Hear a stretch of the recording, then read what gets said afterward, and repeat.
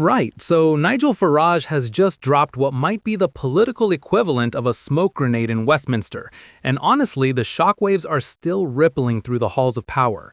Robert Jenrick, former Shadow Justice Secretary, has walked away from the Conservatives and straight into the arms of Reform UK, and Farage is standing there like a nightclub bouncer saying, "Come on in, the water's lovely, but only if you're here before May 7th. Meanwhile, Keir Starmer's probably sitting in number 10 thinking his biggest problem was the Tories, when actually Farage has just painted a massive target on Labour's back. Welcome to UK Political Insight, where we break down the chaos so you don't have to. Let's dive into this absolute political car crash, shall we? Now, Farage isn't exactly known for his subtlety. The man could whisper and it would still sound like a megaphone announcement. But this time, he's not just poking the Conservative bear, he's going after Labour voters too. That's right, the bloke who spent decades being the Tory awkward cousin at Christmas dinner is now saying, actually, I'm coming for Keir's lunch money as well. His pitch is simple but brutal. Britain is broken, and the only people who can fix it are Reform UK.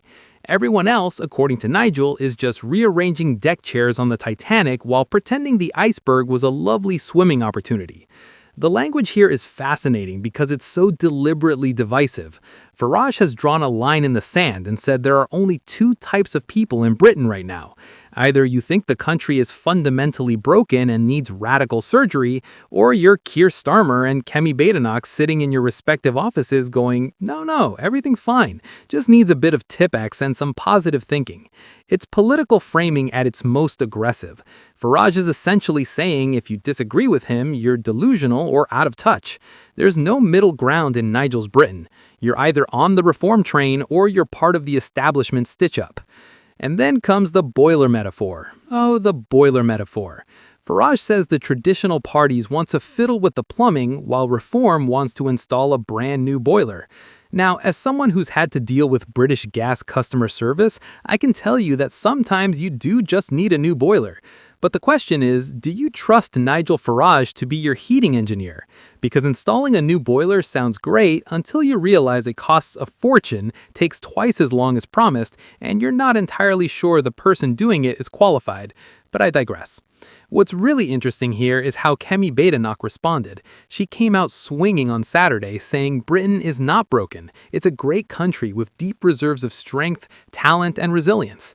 Now that's a very different message, isn't it? Kemi's essentially trying to channel some Churchillian spirit, some wartime optimism, some keep calm and carry on energy. The problem is when people are struggling to pay their energy bills and waiting 6 months for a doctor's appointment, telling them Britain isn't broken feels a bit like telling someone with a broken leg that actually they've got great bone structure. Technically true, not particularly helpful.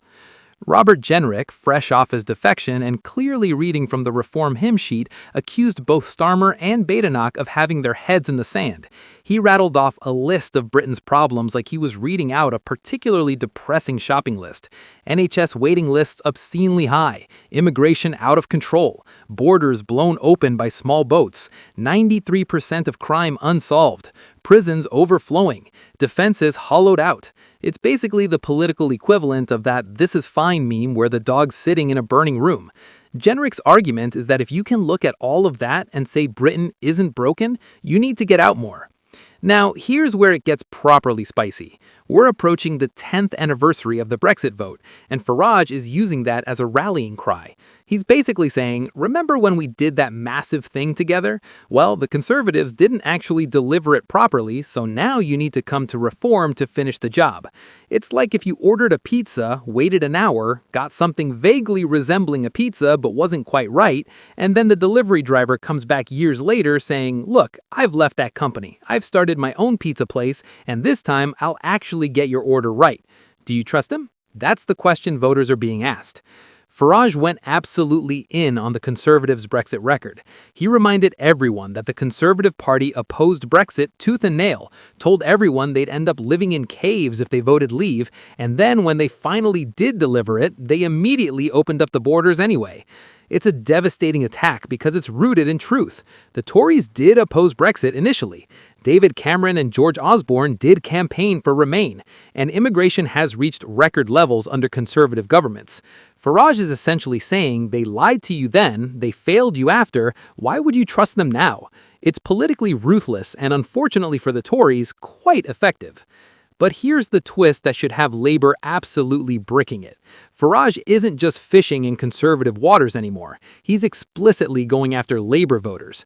Working-class Labour voters who felt the squeeze from mass migration, net zero policies, Rachel Reeves tax hikes, and the benefit system that sometimes makes people wonder if working is even worth it. This is classic Farage territory. He's brilliant at speaking to people who feel economically left behind and culturally ignored. He's done it before with UKIP, he's doing it again with Reform, and Labour's traditional base is looking increasingly vulnerable. The pitch to Labour voters is simple but potent. You've been hit by immigration driving down wages and putting pressure on services. You've been hit by net zero policies making energy expensive. You've been hit by tax rises from a Labour chancellor. And you're working hard while watching other people get by on benefits. It's a message designed to create resentment, division, and ultimately, votes for reform.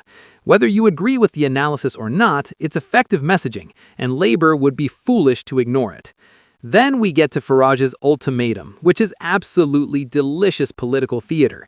He's told potential Conservative defectors they've got until May 7th to jump ship, help Reform win big in the local elections, and be part of the gang. After that, the door's closed. It's like the world's most aggressive RSVP deadline.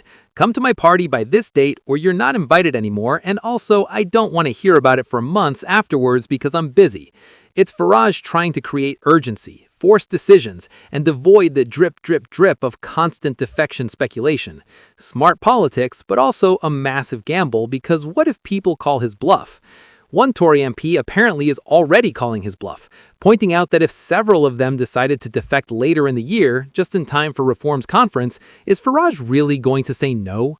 Of course he isn't. This deadline is about creating momentum and headlines right now, but Farage is a pragmatist. If 5 Tory MPs want to defect in October and give him a massive conference bounce, he'll welcome them with open arms and probably claim the deadline was always flexible. Politics is full of these manufactured moments. The subplot here about Kemi Badenoch's leadership is fascinating. Farage reckons her future as Conservative leader rests entirely on the May 7th results.